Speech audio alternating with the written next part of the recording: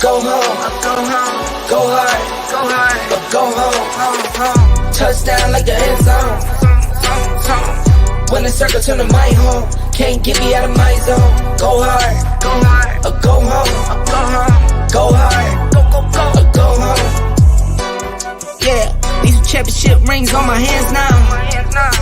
In my head I'm top 10, yeah, that's hands down. You a squad, know you're looking man down. Funny how foes turn to friends now. Drive a race car like a Atari now. Call filling up, I need product again. Treat the business like a playground, might slide on you. Don't even roll my slide on you. Do a backflip, cause I'm mad rich. I'm the definition of what that is. Go hard, go home, go hard, go hard, go home, go hard, go home, go hard, go home. Touchdown like the end zone. When the circle turn to my home, can't get me out of my zone. Go hard, go home.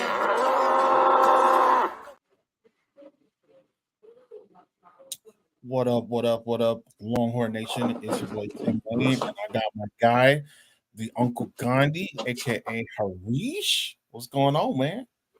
What's up, guys? What's going on? So, we are officially in fall camp. Round of applause. Man. Where's the soundboard with applause? Man, we need to get one of those. we need to get one of those. Like always, we welcome you to the Fan Battle Longhorn Sportcast. Of course, like always, I want you to make sure that you go ahead and follow us at fanbattlesports.com. Always, follow us on Twitter, Longhorn Fan Battle. You can find us there. We chatted up with you guys. We like to talk Longhorn sports with you. Also, make sure you guys like, comment, share, and subscribe. Whether you're on Facebook, whether you're on Twitter, whether you're on Instagram, wherever you're at, make sure you follow us through all of the multi-platforms that we are streaming to live currently. With that being said, getting right into fall camp, we're gonna skip the NCAA news. It's been a slow week. We're gonna jump. Actually, it hasn't been a slow week. I'm telling a story because we can cover this. We can talk about Arizona possibly joining the Big 12. I know you care, but because we're making a mass exit, but that is big news. We did discuss on what was going to happen last week with the Big 12 kind of getting a boost in teams with Colorado returning to the Big 12. We both know that USC and UCLA both packing it up and going to the Big 10 next year. So that is somewhat of some big news. I could definitely see Arizona and Arizona State hightailing it out here to the Big 12 or the Big 12 country. I think it just boosts the conference a little bit more, makes it a little bit stronger. Now, I don't necessarily know what's going to happen with Oregon, Washington, and Oregon State. But hey, we never know. It's on a week-to-week basis. We got to keep up with these things. But what are your thoughts on that? Yeah, I mean, it's interesting, right? We're in a space now where teams are scrambling, right? There's been rumors that Washington and Oregon are potentially, looking elsewhere with the demolition of the Pac-12. Utah's come up in some recent That is true. news. Apparently, there's a bidding war between, and we talked about this a little bit last week, right? There's a bidding war between the SEC and the Big Ten, maybe the Big 12. Before we jump on that, though, I just want to say real quick, because I was on Twitter today, because, and I don't call it X, I call it Twitter, because that's what it is. It's what it is. And Utah fans have really been, pumping their chests lately. They have every right to, if you ask me. Well, yes, and as far as like dominating the Pac-12, absolutely. But the one thing is, like, they're pumping their chest around the Big 12 and how they're gonna, if they come to the Big 12, they're gonna make the Big 12 big, and they're the big dogs of the Big 12, and Texas and OU are toxic. Okay, all right. Well, let's calm all that down. Listen. Here's the thing. Texas and OU made the Big 12. Let's just be honest. And these are facts, right? These are, former AD for Texas, I think maybe former AD for OU, left the Southwestern Conference and started the Big 12. Right. You're exactly right. Late 90s, like 96, yeah. 96, yep. So let's pump the brakes on Utah. Thinking they're big dogs of anything, right? They're gonna come in. They're doing well in the Pac-12, right? But if they come to the Big 12, things are gonna be a little bit different. They don't have the recruiting following as of yet, right? So let's not pretend like these guys are gonna come in and they're gonna run the show. And no, Texas and OU is not toxic for the Big 12 because Texas OU made the Big 12. So, but I just wanted to get that off my chest. Right. Okay. Well, like I said, we don't necessarily know what's going on. Now, Utah, you guys I do like Utah. I think Utah is a solid football team. They've rattled off some really, really big wins in the last 5 years. They're competitors, and they will thump you if you come in there tiptoeing. I don't know if they're going to bring any relevance to the Big 12 once we leave. However, I could see them, if it does go down to where the Big 12 does happen to partner with, Utah, they are, to me, they are the top contenders. Okay. Unless somebody like Oregon jumps in there, unless somebody like maybe even Washington, if they jump in there, I would say the road to the Big 12 championship, if that were to happen, would definitely fall upon Utah. I would think they would be favorites. I think it would actually do a really, really, really good for the school as far as getting recruits, getting people to come in. They already recruit very, very well. They also do very well in the transfer portal. Like, we got to call a spade a spade.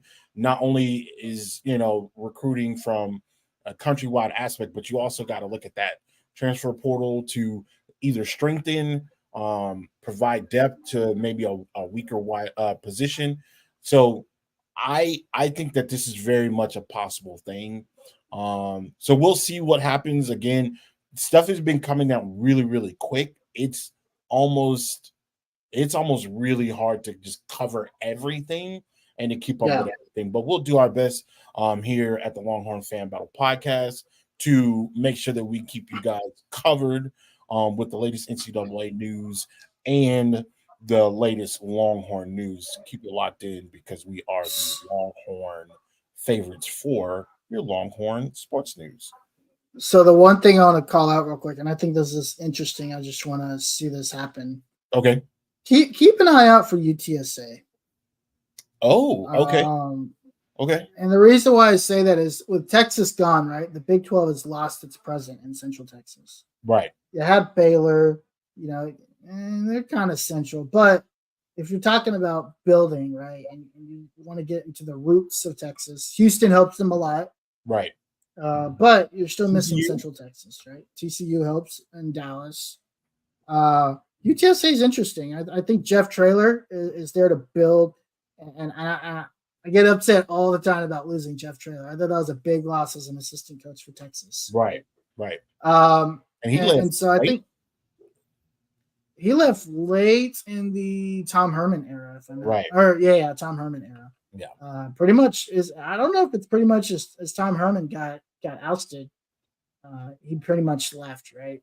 Right. I think UTSA is interesting. I think that gives another footprint for the Big 12 to grow in that area. So I think that's interesting. So just another school. I don't know if it's going to happen. Mm-hmm. I don't know even if they're interested. They might be. Are they a G5 right now? Are they in the Mountain West? I think they're Mountain West. Okay. Wait, no, Utah? No, UTSA. UTSA, they might be Mountain West. They could be. They're in one of those smaller conferences right now. Right. They might be in the American Conference as well. Oh, there you go. The AAC, the American Athletic Conference. Right. Okay. Right. Yeah. So they're in that conference here. So that's probably a school I'd keep an eye out for, especially if they keep playing at a high level. Right. In Division I. So that's probably a school to look out for there is UTSA. But anyway, who cares about UTSA? Who cares about Utah? They've gotten significantly better over the years as well. They have. And then, like I said, Jeff Traylor's there, hopefully to build that program, and that'll be interesting to see what happens there. Right. Well, I guess it's that time. We've been talking about it for the last couple of weeks. Fall camp is here. We're currently on day 2 or day 3? Day three. We started on the 1st. Right. So just to kind of go over what have you been seeing, what have you been hearing in regards to fall camp? Because I've been hearing some things in regards to fall camp. I also want to talk about the Chris Long interview, as Chris Long interviewed he interviewed Coach Sark today he interviewed Coach Sark right after practice. So I definitely want to talk about that because there were some key elements that were brought up in there that I myself, as a former football player, I really like hearing. And this is what I want to hear from the top. You always you base your program based off of the head coach and what they're doing. And if this is really what he is intending to do and what he is implementing at Texas still, even in year 3, this is, to me, what he's saying and what he's presenting it and how he's team building is really, really dope. So what have you been hearing so far since the fall camp has started? Yeah, so I haven't seen the Chris Long interview, but I do want to start with Sark and his opening presser. Okay. And the thing that stuck out to me to where I feel like, this team is ready is there's a quiet confidence in this team. And we talked about it during Big 12 Media Days, right? Right. The want to be the head honcho. They know they've got the talent, right? Sark said something that really stuck out to me. He was basically like, Texas is, we want to be the front runners, right? We want people to catch us, and we're not going to sit back and wait for people to do that anymore. Right. We're going on the offensive, right? So we're coming for you, right? Right. That tells me that Sark is confident in his team. Right. Right.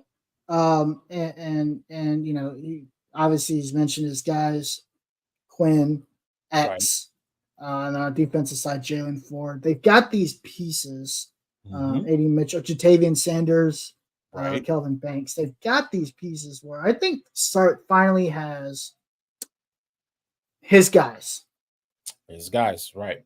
This is his first year with his guys, and his guys have been in the system now for at least 2 years, right? This is Quinn Ewers' second year in the system. No injuries, taking all the snaps, showing that he's a leader. There's a clip out there where it has Quinn leading the stretches on opening day. Actually, and so this is day 2. I said day 3 earlier. This is day 2. They started yesterday. Okay. And one clip that resonated was Quinn leading opening stretches and going out there and getting the guys ready. And I think that shows wonders, right? He's coming to the forefront. He's coming to the front. And he said, hey, this is my team. And Right. I will be leading us. And again, we're hearing and seeing all the right things. Right. Now, whether that translates, we'll see. That's still yet to be seen. Mm-hmm. But we shall see what happens with that. Right. So that's one thing that stuck out to me. As far as we haven't really seen a lot of clips. I think earlier today I shared a clip on Twitter today, X, whatever you want to call it. Again, follow us on X or Twitter or whatever you want to call it, at Longhorn Fan Battle, LH Fan Battle there. And the clip was with all the quarterbacks throwing. And there's a couple of things that stuck out to me. Mm-hmm. Number one, I've always wanted to see this thing that you like to call the flick of the wrist, right? When you're throwing, period, right? Are you flicking it? Are you finessing it? What are you doing with the football? Are you spinning it? And I think we're finally. I saw Quinn throw a pass and I saw a little bit of that flick, right? Okay. One thing that I'm curious about, and you probably won't see now until we see some 11-on-11 footage, is his footwork, his presence in the pocket. I think there's still a couple things that we want to see. And again, it's only day 2. I don't expect a lot coming out, but I think we're starting to see some stuff. Right. So, and to kind of chime in on that, I don't know how much I've talked about velocity with me and you when it comes to just getting a ball out. I don't remember a time where I didn't see Quinn Ewers without the pads not being able to throw. He can throw. He can lay it on you. You know what I mean? We know he has that velocity where he can throw the ball and it come out hot.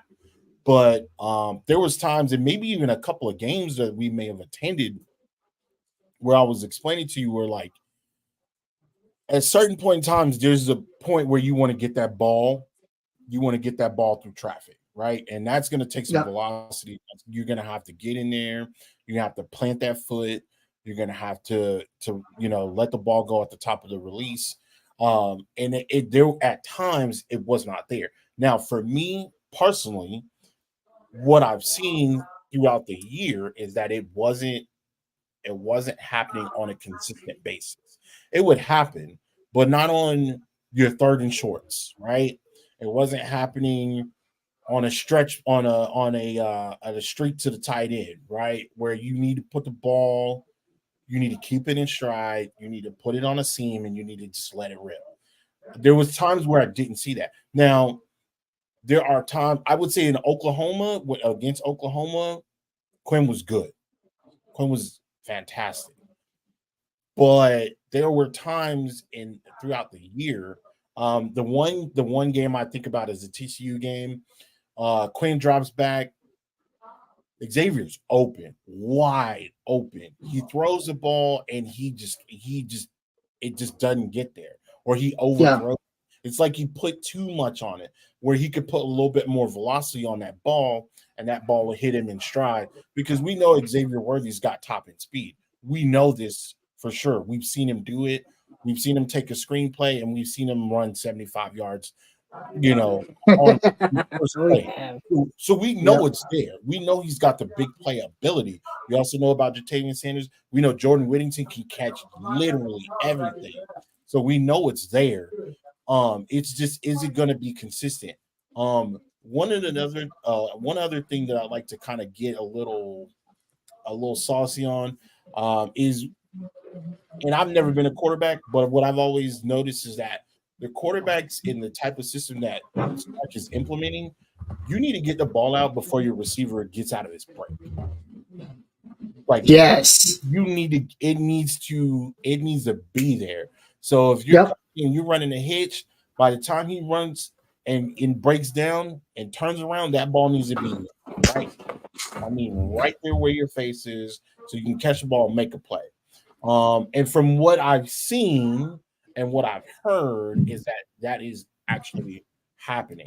So I think, There is a still shot, right, and I don't know if you've seen it yet. right. Where It was uh, one you retweeted earlier yep, from our Twitter account, and yep, yeah, it looks good. He was coming out of his break. That's exactly what you want. the ball was already out of his hands, on the way to the receiver as he was coming out of his break. Right. Right. That's what we want to see from Quinn Ewers. That's timing, That is, chemistry. yeah, That's what yeah. all that comes into play. And It's I think a lot of that comes from comfort too, right? right. He's Understanding the comfortable in the playbook. system. Right. He knows the playbook. He's been in the system. He's seen these defenses before, including his own in practice, right? Right. So I think Anwar from Orange Bloods mentioned earlier Mhm. last year in the spring, right? During spring break, whatever.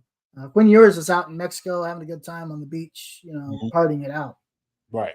This year, Quinn actually took a lot of time to read his playbook, understand the playbook, work Right. out, do the things that he's, eat right, do the things that he's supposed to be doing as the leader of this team Mhm. to hopefully do what we call the second year lead. Right. Right. Yeah. And that's big, right? And we always talk about the second year leap in Sark's system. Right. Jalen Hurts had it. Right. Was Bryce Young under Sark for you? No, he wasn't. He was in year one. Right. But we talk about these guys, having that second year leap, and again, everything is being said right. Everything is being looks of it are being done right. Right. Now we need to see if we can maintain the consistency of that Right. and see if that continues to elevate for sure. Right. Yeah. Right now, everything in fall camp looks real pretty. Everybody's going at 100%. There's no injuries. Thank God there's no fall camp. One thing I really hate, and this goes for any football team, it doesn't matter if it's college or pros, you don't want to see your best players, whether it's on any team, you don't want to see them going down early. Yeah. So luckily there was no reports of no major injuries or anything like that. Everybody got out of there healthy. Everybody seems to be motivated. Yeah. And that was another thing that I kind of want to backdoor on with the situation in regards to the opening presser. They have taken what is called a John Wick mentality. And for those who have not seen John Wick or familiar with the John Wick series, John Wick is a contracted killer. And so that's what he is. yeah, if you're going in there with that type of mind frame, then okay, that's not something you just got to talk up. You literally have to back that up. So if you're going in there hot and you're backing it up, I'm all for it. If you want to go in there with a killer mentality, that's how you're supposed to do it. But that has to be on all aspects. That needs to be on offense, that needs to be on defense, that needs to be on special teams, because you can't have the offense with a killer instinct and then the defense playing like poo. And then you got your defense playing great, your special teams is playing great, but your offense is playing like poo. You can't have that. You got to have it all across the board. Everybody has to be on the same level. So yeah, I like what I'm hearing. I like what I've heard from people that are also talking in regards to what they've seen. We haven't heard any updates about the actual open practice, or if there's even going to be one. If there's not going to be one, I'm totally fine. I have no issues with that. I think that's really, really good. If they want to keep it tight knit, Sark might be wanting to keep up with.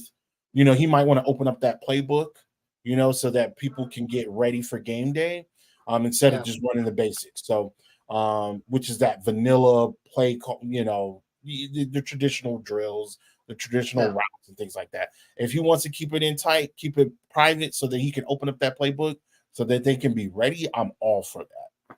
Sure. You got a comment here, and I think from a Texans fan, but I appreciate the comment. I think everyone is sleeping on the Longhorns. They killed it last year with a lot of injuries. Right. Yeah, and I think that's a good point. That's another thing to call out, right? People forget Quinn Ewers last year coming in as a technically a second year freshman, right? He redshirt. Right. Quinn Ewers, took his senior season off. He reclassified and entered Ohio State early. Really didn't do much at Ohio State besides a couple practices, so didn't get to see a lot of the field, right? And then of course he transfers to Texas, right? Injures his shoulder, right? Has to learn a whole new offense. Is in there in the spring, in the middle of a QB battle, so isn't really focused in. Right. The QB battle with the infamous Hudson Card Quinn Ewers QB battle, which is about like the 6th QB battle we've had in the last 10 years. Right. So he doesn't really have that focus, but I think this does a lot for Quinn's confidence. He knows he's the guy. Right. He doesn't have to worry about somebody breathing down his neck. Right. Right. He went to the offseason, got a chance to get fully healthy. No injuries, thankfully. Right. Shoulder is recovered. Injuries he suffered in high school are recovered. Right. He's completely healthy, and he is the guy, and I think he's showing a lot of that. Right. Right. Yeah, and then we'll just see how the offensive line pans out. The one thing I did notice in the offensive line, we got some big boys. Yeah. Cam Williams, who is fighting for a guard position. Right. That's a big dude. And he is. And he's a big dude, and being a big dude is one thing, but his one thing I've heard as far as him being a big dude is his footwork is really, really nice. Right. He's big and nimble. So 6'7", 370, maybe I think is what he is. Yeah, so he's up there. So he fits what Sark wants there on the as far as offensive linemen go. He wants big boys on both sides of the line. Right. The other thing that I noticed was obviously Vince Young was out there this week, today I believe, and he was pointing out players that were walking instead of running. This is no longer a walking mentality, right? You run to the huddle, you run for the next play, you run to the next area, you run to your, you run to your position drills. Everything is done with a sense of urgency. Right. And it's not it's not panic, right? It's a sense of urgency. It's a want to be better and a want to get there faster to be better. And I think it's a mindset change that I think is finally starting to flow. So we'll see how that pans out as things go along. Right. But I do think that's really important and to call out there. Right. To quickly segue into the conversation or the interview that Chris Long and Coach Sark had earlier today. It's a culture change, right? So Sark he's only been there.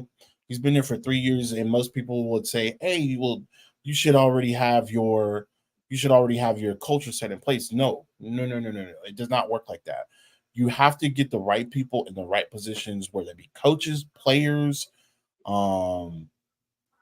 staff. You got to get those right people in the right places in order to implement your culture effectively. So, in regards to the interview, he was talking about what his main focus was over the offseason. Excuse me. What his main focus was over the offseason. What he explained is that one of his main focuses was actually getting familiar with all of the players, not just some of them, but literally all of them. He explained that he broke groups down to where he had some freshmen, sophomores, and upperclassmen all together in one group, and small groups where they had either a captain or somebody from the staff over that small group, and they were just getting to know each other, and they talked about whether like politics or religious beliefs or things like that, just so that they can understand each other, so that they can empathize with each other if there's anything that they want to share, if they want to be vulnerable, if they want to just get to know each other on more get to know each other a little bit more on a personal level. I thought that was dope, because you don't really hear that too much. Usually when it comes to football, and this is very, I think this starts from Pee Wee on up. The people you play with, the people you know the best are the people you are in the trenches with. So linebackers, defensive linemen, offensive linemen, QBs. But you got to also think there's not 12 quarterbacks. There's 3, 4 maybe. The kickers, there's usually like 1 or 2 and a punter. There's not a lot. So when you take those groups and you jumble those groups all up, you do build a sense of camaraderie because you're not just with your position. And although you should be with your position, and you should know your position and your position groups, you should have a great relationship with them. You would be able to you will be able to communicate better in the long run by hanging out with somebody that doesn't play your position. I know, Right. I know for a fact that when I was playing semi-pro for the Austin Game Breakers, former defensive backs coach Brian Ware, I got to hang out with him a lot. We talked, we played video games, stuff like that, and that information and that relationship transitioned over to the football field so that he can look at me and I can know what I need to do. Hey, Scudo, hey, we're gonna call audible. You need to stunt with JD. You need to stunt. Y'all need to do X, Y, Z. He was able to communicate with that almost to a point to where it was nonverbal. And that plays a big deal. So what I'm looking for is like, how does that transition from the locker room to the field? And that's one thing that stood out for me. I really liked what he had to offer in regards to that. He's also talked about the portal and how the portal has played a major significance, within the locker room, and he spoke on it even on the Pivot podcast. Like, it's a gift. It's a real major opportunity to play at the University of Texas. You decide that you want to go and jump in that portal, ain't no coming back. That's right. That's no nonsense. There's not going to be right. I want to go and check and see what else I can get. I want to see what else is out there for me. No. If you jump in there, it doesn't matter who you are. See you out of there. So that also brings a sense of urgency. And I think that is it's not, don't mean to cut you off there. It's not a sense of urgency in that regards, right? That is a coach saying, hey, everyone that's here wants to be here. There's no doubts. Right. I'm building something and I only want to build it with people that want to be here. Right. And the moment you mention transfer portal, all right, cool. Well, when no practice time, probably don't even show up to the field at that point, right? You are now no longer a member of this football team. Right. And I think that sends a message. No, it does send a message. He was also saying something that stuck out to me is that we're not building a culture based on signs. We're not tapping play to win on the way out. We're not doing that. We're not wearing win at all costs t-shirts. You're gonna strap up and you're gonna be a part of this family, and you're going to you're gonna hold yourself accountable. You're gonna hold your players and your group behind you accountable, and we're gonna go out there and we're gonna ball. And so I think within that 15, maybe 20-minute interview, there was a lot being said there. Just off that small interview. And Sark has done a lot of interviews, and I've caught quite a few, but that one in particular, that stuck out to me a lot. Yeah.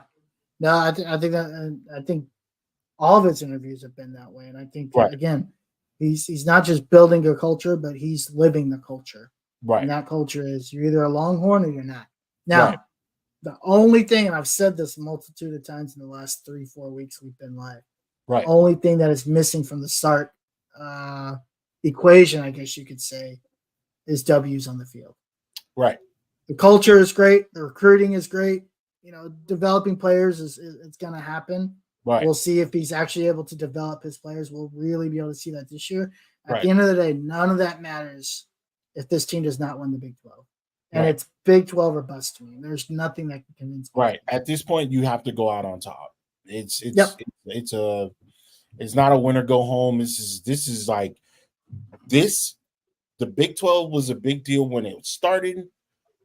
How are you going to leave it? You know what I mean? Yep. Nobody's going to remember, people remember the national championship teams. People remember the national championship team that played against Alabama. That's about it. They're not going to remember, they're not going to remember all of those other years because those other years have been dominated by Oklahoma. But what you can tell, what the casual fan is going to remember is who was the last player or who was the last team to win the Big 12 before Texas and OU took a hike and got up out of there. They're going to remember that.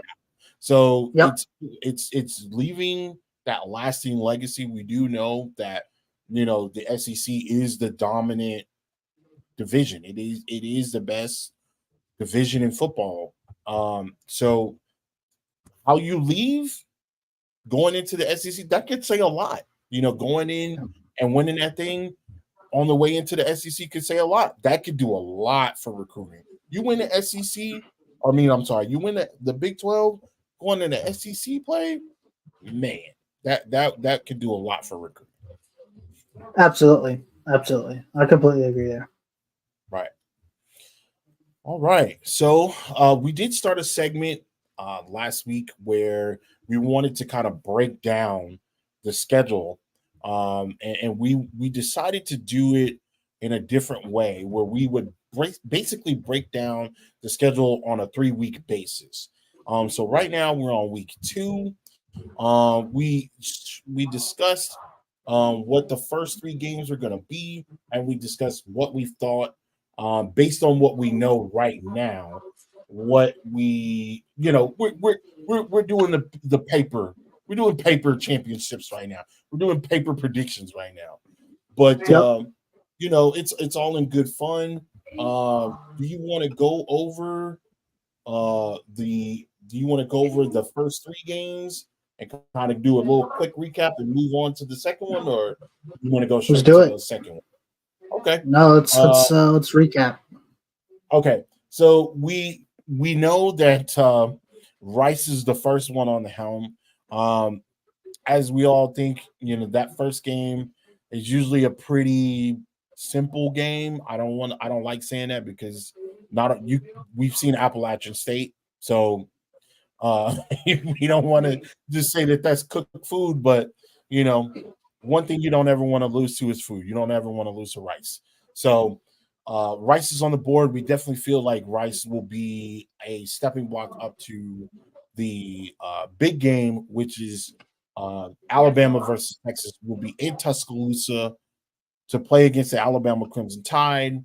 They have a new quarterback that will be taking the helm, and a couple other new pieces there. So they're actually very young right now. We both think that with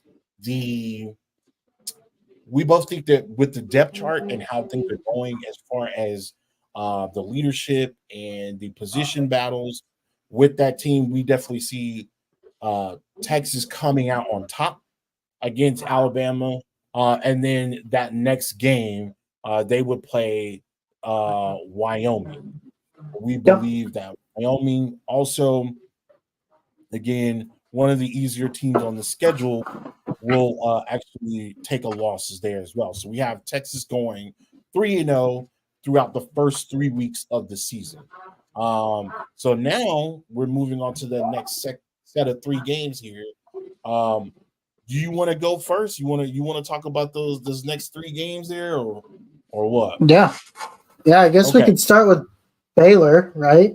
So we go to Waco, which will be the Big 12 opener this year. Right. That'll be September 23rd.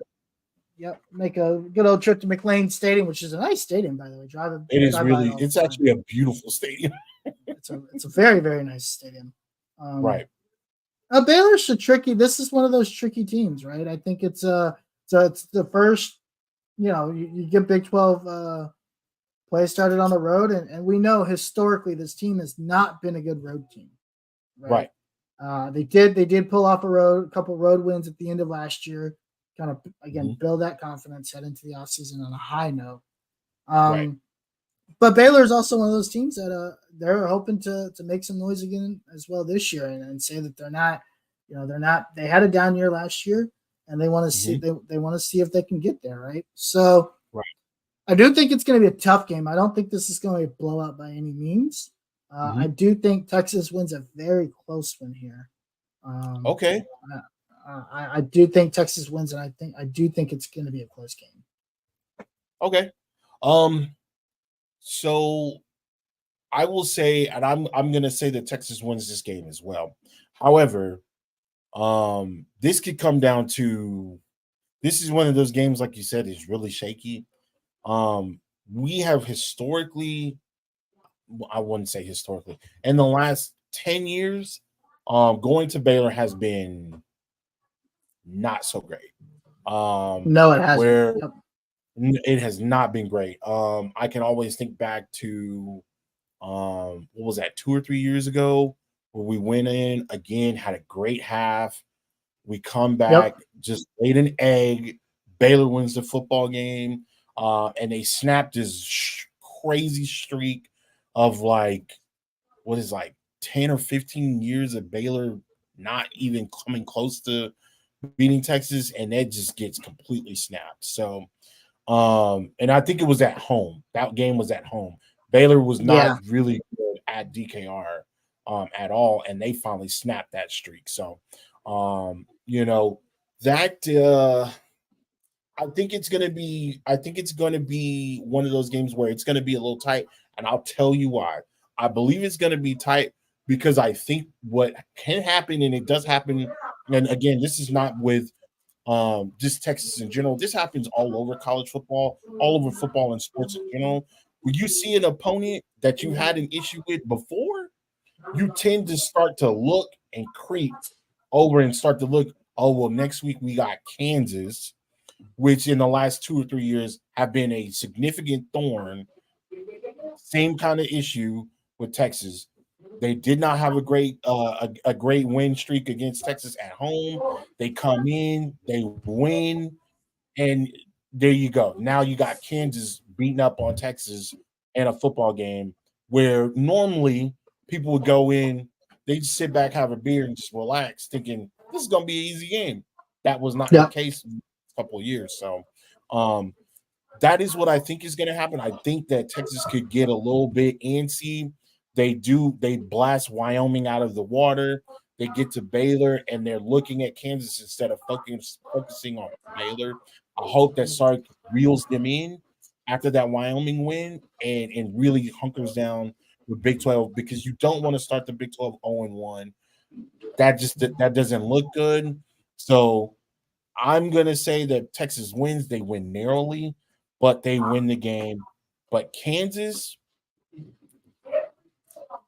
I'm gonna say Kansas is going to lose. Here's why I'm gonna say Kansas is going to lose because we still don't necessarily know how healthy Kansas' starting quarterback is after he had suffered major injury last year to tearing his ACL. I can't remember his name off the top of my head. But he took Yeah. a major injury last year, and we don't necessarily know what he looks like because he got injured around this time frame, which is September 30th. So, Yeah. Well, Jalen Daniels came back for Texas last year, if you remember, and Texas won that game pretty comfortably last year. He was right. I don't remember if it was AC. Maybe it was an ACL strain. Maybe. He was out I just for remember. maybe I 5 or remember it 6 was lower weeks. leg, and it looked really nasty. Yep. It looked Yeah. nasty. It ended up being a strain. He comes back against Texas, does not perform well, if I remember correctly. No, not Texas 100%. won I that remember. pretty comfortably last year. Now, it was 2 years ago where Kansas came into Texas Right. and they won that crazy overtime game. That last was year, won by catching a touchdown. Yep. Last year, Texas wins comfortably 55-14.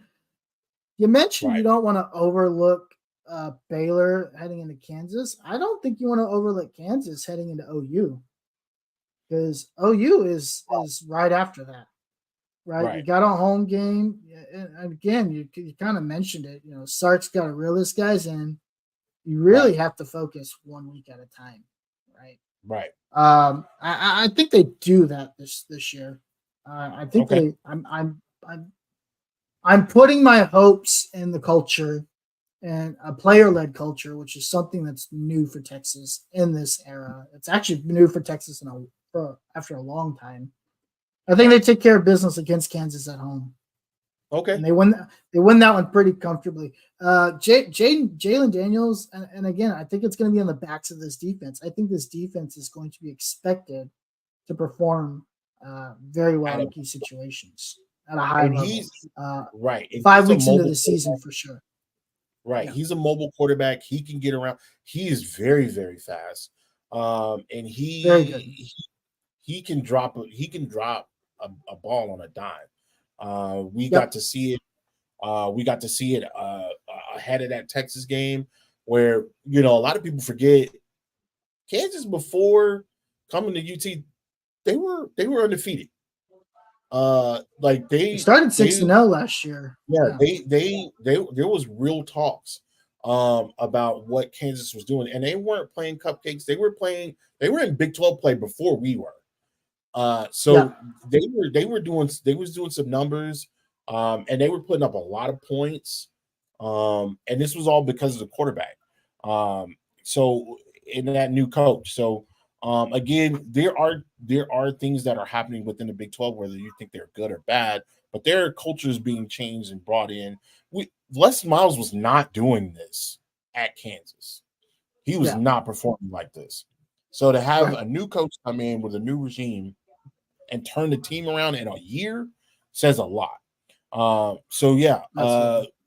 We both have Baylor, we both have Kansas. Now we get to the big shot. This is the staple game. I think there are 2 games or 3 games out of the year where you have those moments, where you make those moments, where you have an audience, right? Big 12, Red River Shootout, Red River Rivalry, whatever you want to call it. This is the game outside of the Alabama game. Honestly, I think Oklahoma gets boat raced again. Yeah, I would agree with that. I would agree with that. It does not seem that, and again, if you guys are there that are Oklahoma fans, feel free to chime in. You guys can chime in on YouTube or wherever you're watching us at, Twitter, whatever the case you're watching us at. It just does not seem that they're ready for the season. They don't seem prepared. Tech seems prepared. Texas seems prepared. Everybody else seems to be prepared. Oklahoma does not seem to be prepared. It just feels like they're trying to figure out what's going on. Or maybe they're just preparing. Maybe they've checked out. I don't know. But just like watching Brent Venables, watching the quarterbacks, like listening to these, going back and reviewing like Big 12 media, they just don't seem to have it together. And they don't sound confident at all. So other than, what they got on, what their players are wearing. So I saw a clip of that's basically was the highlight of their Big 12 media days, is what they had on. But other than that, they just don't seem like they even care about being in the Big 12 anymore. Because things. There is a clip, and this is Oklahoma fans are weird, by the way. That's a weird group of fans. There's a clip of Oklahoma. Oklahoma fans or A&M fans? A&M fans, no doubt about it, 100%. A&M fans, they yell and they think, I don't know, they do this weird yell thing, and that's just strange. That'd be a great matchup. Who's the weirdest school? And they could probably go back and forth all day, because that's a weird school. But anyway, back to Oklahoma. First off, shout out to Brent Venables, his wife, who was recently diagnosed with cancer. He announced this week. Wish her the best. It sucks. Cancer is going around. So wish her the best, and hopefully she makes a full recovery. Yeah, but sure. Oklahoma's weird. There's a clip earlier today that I saw, and I guess they were revealing the weight room. And you remember that clip of the USC when they came out of the tunnel, like looking at, they were like on all fours and they're like dogs, like Rottweilers and stuff like that. Right. Oklahoma was doing that for their weight room today. Right. That was weird. That was very weird. Yeah. They're weird. Okay. They're also boring.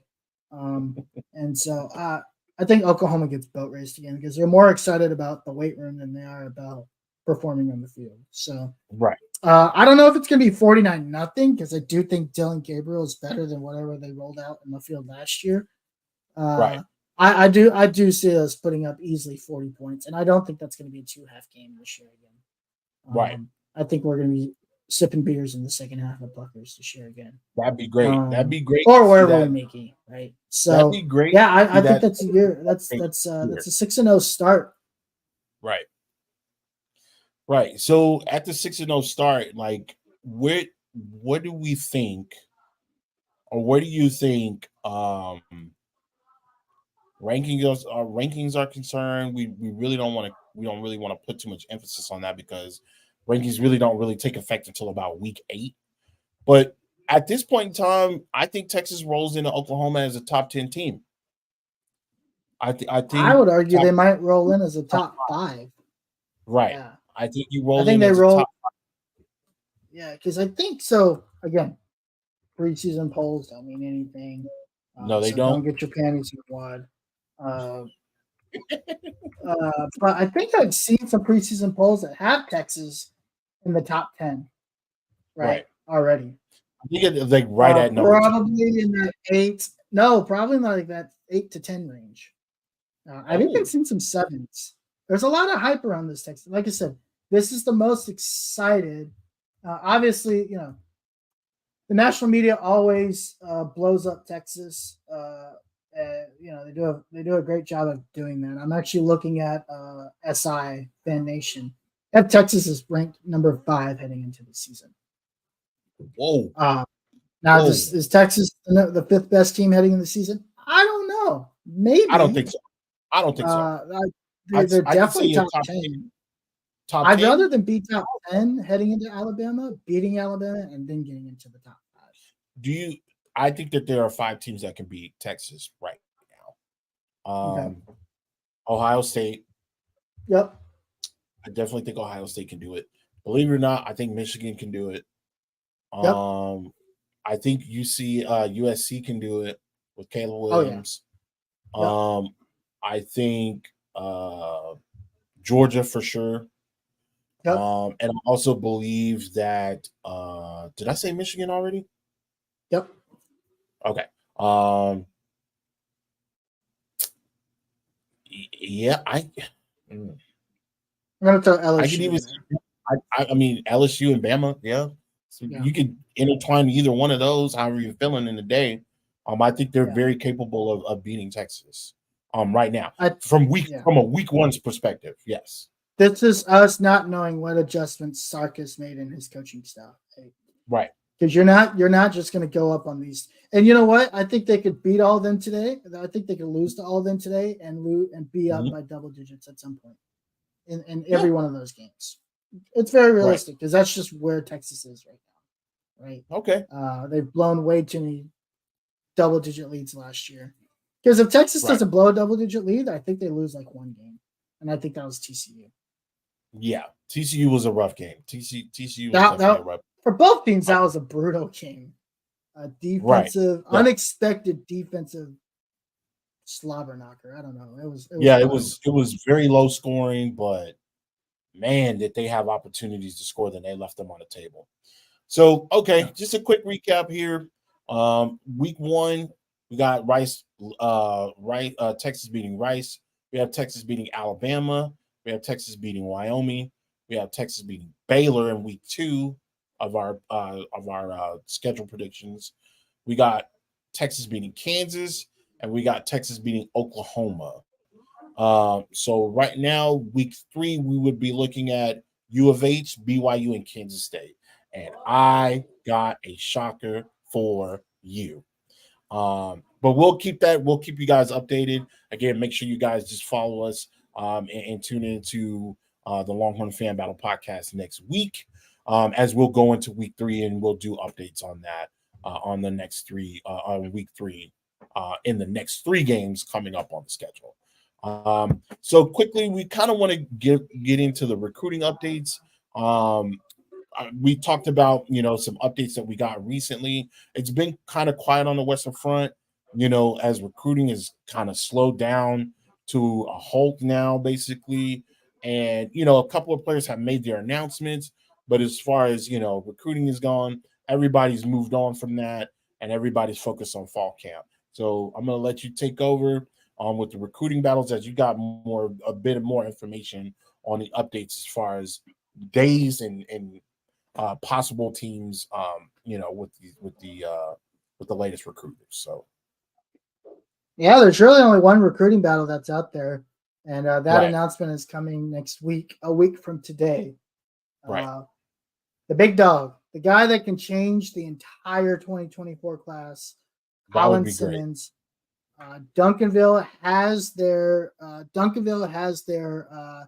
they do like an event for like where all their top guys announce their recruits. I believe the running back is supposed to pick between A&M, Oklahoma, LSU, maybe. Of course, Colin Simmons is supposed to announce between LSU, Texas, and Miami. Miami, right? Miami. So that's coming next week. I think from what I'm hearing and what I saw earlier today, I think Miami feels like they're out of it. So from what the Miami media is saying, they feel like they're out of it at this point. So it really is a 2-team race, and both schools go very confident, right? Right. Even after, so he made his official visit to LSU last week, Right. and they believe that they're pretty high. Chances are pretty high.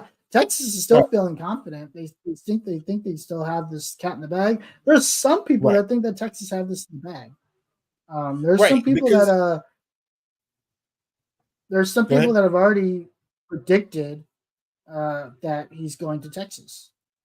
Right. It was a very interesting weekend in regards to just him in general, because even after the LSU visit, man, I basically heard like LSU and Texas, they've got it in the bag, but from what we've been hearing, it's all Texas all the way, even on an unofficial visit. And so that was kind of shocking because you normally don't hear stuff like that, especially not on the weekend. But coming out of the weekend, they were like, that was the big news. It's like, Simmons still targeted to come to the University of Texas, even though he just finished his LSU visit. And I was just like, wow, like that's a bold statement to make after coming out of an official visit. The one thing I'll say is I don't think it matters where he goes or commits to next week. I think that's one of those where you have to keep an eye out throughout the entire recruiting, the second half, heading into December. Yes, I do think he can flip. He can commit to Texas next week and then flip to LSU. Right. Or vice versa. Right. I also believe that again, there are a number of players that are, they still basically have time to make their decision. But I also believe that, and we've seen it before, where these players start to kind of come in like packs and waves and stuff. So like, let's say Simmons commits to LSU. If Simmons commits to LSU, then who's to say that another Duncanville player or another top 10 recruit, decides, oh, I want to go play with Simmons at LSU. So it could start a trickle effect either way. It could go either Texas, it can go LSU, it could go Miami. We don't necessarily know, and that's why this is such a big deal, because making that announcement so early gives other players and other teammates that have the opportunity to come and play at these schools an option to say, you know what? I said I was going to go to Oklahoma, but my boy finna go play at Texas, or my boy finna go play at LSU. Let me see what they're talking about. Did I get an offer from Oklahoma? I mean, from LSU or Texas? Let me see. Is it still open? Let me check. And that can start a whole wave of things. So that is definitely something that we're going to keep. I mean, he is one of the bigger recruits. Of course, you still got Kobe Black out there. They're making their announcements later on this year, but who's to say that one commitment doesn't sway their opinion or sway their thoughts? So it's definitely something that we want to be on the lookout for. Yeah, absolutely. And again, don't get it twisted. Colin Simmons is the dominant, right? Right. He's a dominant. He's a dominant. Yep.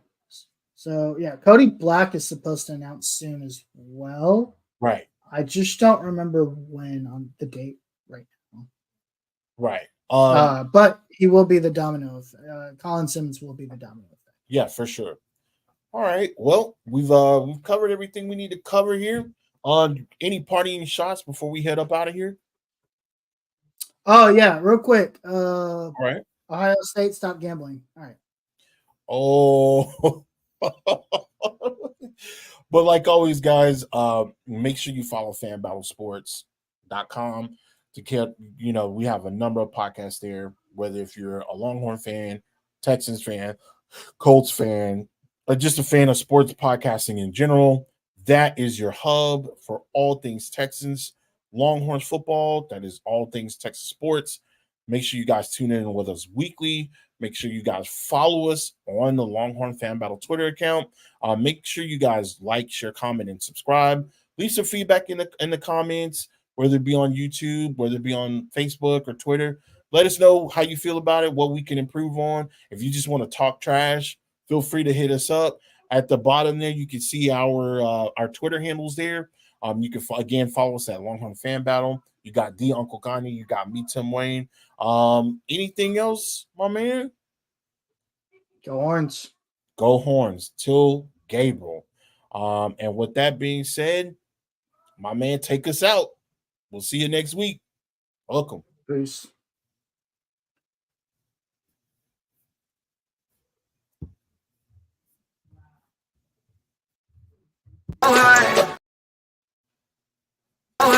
Go home. Touchdown like the end zone. When the circle turn to my home, can't get me out of my zone. Go hard, go home.